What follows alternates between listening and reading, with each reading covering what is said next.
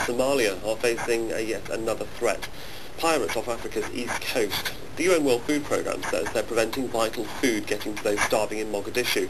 And the US Navy and the International Maritime Bureau are warning vessels to steer clear of Somalia's lawless waters, described as the most dangerous in the world. This from Mohammed Ado.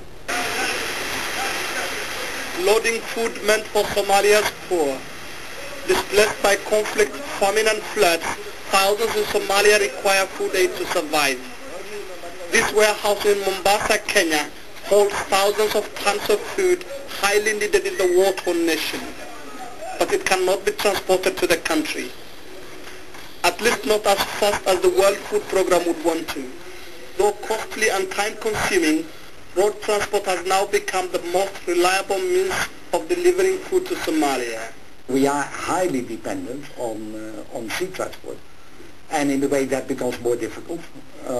We are going to run eventually into serious problems, and in all fairness, maybe not so much WFP is going to run into serious problems, but it is the population of Somalia that is going to run into serious problems.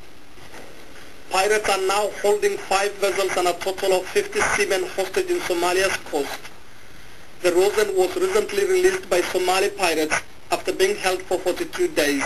This came through here, and I think it hit this place. The UN chartered vessel came under a hail of bullets from the pirates before it was hijacked. Priyanka Pereira, the ship's captain, recounts their ordeal. From outside here, he was pointing the pistol on our heads, you see. Nobody can move. And all this was shuttered with the glasses. We could not crawl, and all the knees have been wounded. It was bad experience, you know. It is the 6th time for Karim Kudrati, the owner of Rosens, to have one of his vessels pirated in Somalia. He says he is increasingly getting discouraged to send his vessels to the country. I think these are very difficult people, not understanding at all. Not understanding. It took us quite a bit of time to get the release of the vessel and the crew. Piracy has become an almost daily occurrence in Somalia. Most vessels passing near Somalia's territorial waters are either attacked or hijacked. Security experts say it is the practice of vessel owners paying ransom that has made Somali piracy the lucrative trade it has become. The highest ransom money ever paid to Somali pirates is said to be $2.5 million and the lowest $24,000. The pirates and their networks are so connected that they can receive ransom money with ease.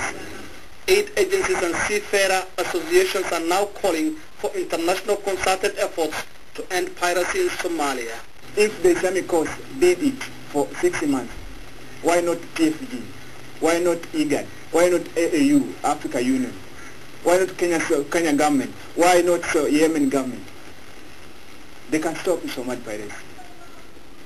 And as the piracy in Somalia gets from bad to worse, the International Maritime Bureau has issued a warning to all vessels to keep off Somalia's coast. Packing up and getting ready to ship much-needed food aid to Somalia. This is one of the few daring vessels that's willing to travel into Somalia's dangerous waters. The last time it was there, it came under attack from pirates, and the crew are now praying that they be safe once again this time. Mohammed Ado, Al-Jazeera, Mombasa, Kenya.